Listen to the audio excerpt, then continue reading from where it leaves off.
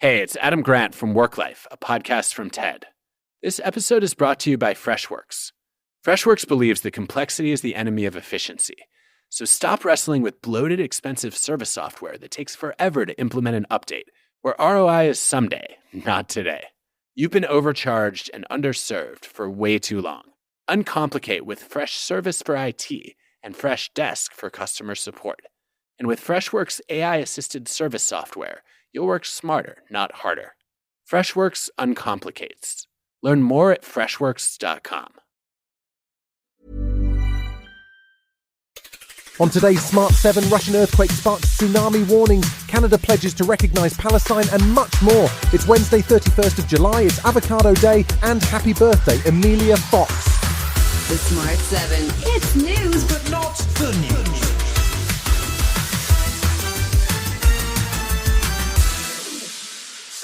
One of the strongest earthquakes ever recorded struck a remote region of Russia on Wednesday morning, triggering tsunami warnings across the Pacific Ocean. The quake, which measured 8.8 on the Richter scale, hit the Kamchatka Peninsula, an area which is prone to both earthquakes and volcanoes. Fortunately, the earthquake appears to have occurred at a relatively shallow depth, which limited the impact, or it could have been a serious natural disaster, as Professor Harold Tobin of the University of Washington explains. Probably the sixth or seventh largest earthquake we've ever recorded since at least the year 1900. The largest earthquakes on the planet are these ones that happen offshore and typically do trigger very large tsunamis. So it's the biggest event since the Japan 2011 one. Tsunami alerts were sounded from Hawaii to Japan and even as far as Australia and New Zealand, which gave people time to evacuate. While the tsunami didn't hit at the scale that was feared, oceanographer Dr. Simon Boxall says the ripple effect may be felt for quite some time. The concern is, of course, that it's not just that initial earthquake. There's likely to be aftershocks, and they can also generate tsunamis. Plus the fact that the waves themselves, as they sort of move across the Pacific, so, the Pacific will be on alert really for the next 48 hours.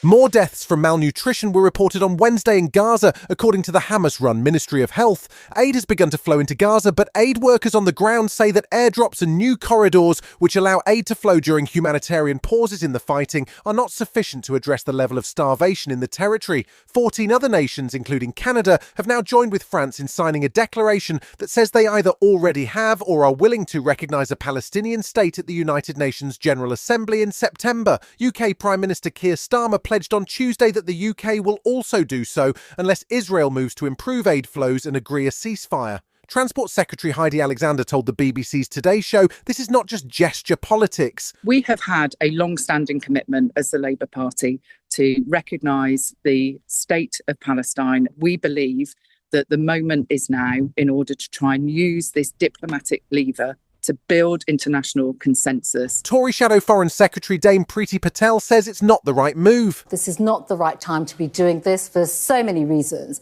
We still have hostages in captivity. We still have Hamas, a terrorist organisation, running amok. I just don't think the British government has done enough.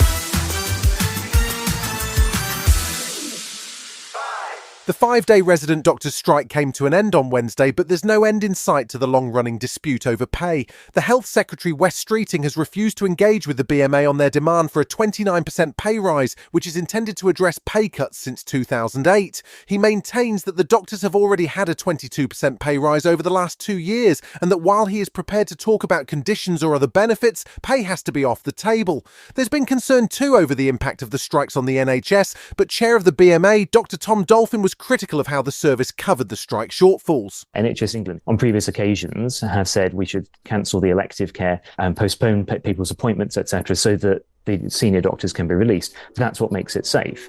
And NHS England decided to do it the other way.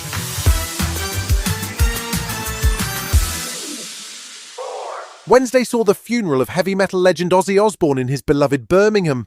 Black Sabbath were fiercely proud of their Birmingham origins, and there's a bridge in the city named after the band, where the funeral procession paused as a mark of respect. Tens of thousands turned out to celebrate the life of the man who was twice inducted in the Rock and Roll Hall of Fame, and who died just a couple of weeks after the band's farewell concert at Villa Park. Wife Sharon, son Jack and daughter Kelly led the mourners before a private funeral, and these fans were sad to see the Prince of Darkness for one last time. He's our Brummie, we love him so much. He put Birmingham on the map. And he's so down to earth. He's going to be so greatly missed. I mean, just look at all these people, thousands that have come out as a tribute to him. Still to come on today's Smart 7 in association with Metro, bad news for Ben Stokes and an intriguing black comedy about twins. Right after this.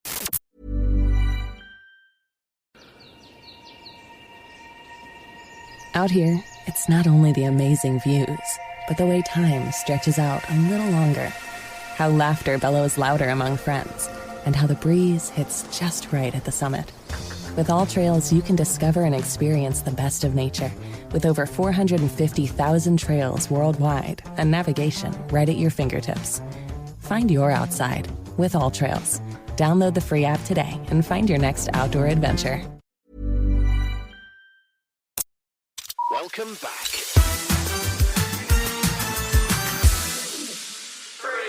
Thursday sees cricket back in the spotlight as England's men face off against India in the 5th match of the Test series. Captain Ben Stokes will not be playing, however. He's out, injured, and Ollie Pope will step up to the captaincy instead. Stokes had struggled with a shoulder injury during the 4th Test, and with England leading 2-1 in the series, the pressure will be on his teammates.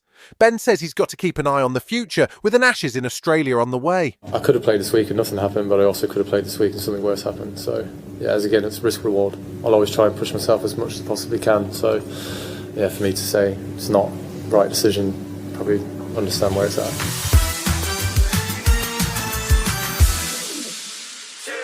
Now that Mark Maron has given up podcasting, he's popping up in all kinds of places. He's got an autobiographical documentary called Are We Good on the way, and he's back in the new animated movie Bad Guys 2. If you missed the first one, it's a feel-good animated movie with a charming animal criminal gang including Mark Maron and Sam Rockwell. The sequel, which dropped this week, also features Natasha Lyonne and Danielle Brooks. And the man who plays Mr. Wolf, Sam Rockwell, says it was great fun to get the gang back together. It's kind of a wannabe George Clooney character for me.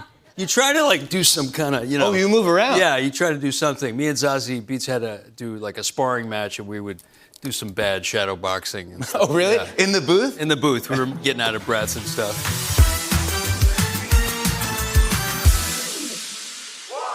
There's a new black comedy on the way called Twinless. It's written and directed by James Sweeney, who also stars alongside Teen Wolf's Dylan O'Brien. It's a sad story with a twist, as the two play twins whose other halves have died tragically, and now they're struggling to cope with twinless life. They form a bond, but all is not what it seems, and there are plenty of twists as the story of what happened to the other twins unfolds. It hits cinemas in September. I feel like being a twin kind of ruined me. I want to hang out all the time. I'm too needy. I hate doing things alone. Cooking meals, folding laundry. Yeah, so much faster with two people. Right? I mean, honestly, whoever invented the fitted sheet should be flagellated, and not the fun kind. You get me. You've been listening to The Smart 7. We'll be back tomorrow at 7 a.m. Hit that follow button and have a great day. Give us 7 minutes and we'll give you the world. Celebrate 95 years of better appliance shopping at Bray & Scarf's anniversary sale. Going on now. Save big on in-stock refrigerators and best-selling washers and dryers. Plus, get savings on top of savings with stackable rebates on select GE Profile and Cafe packages.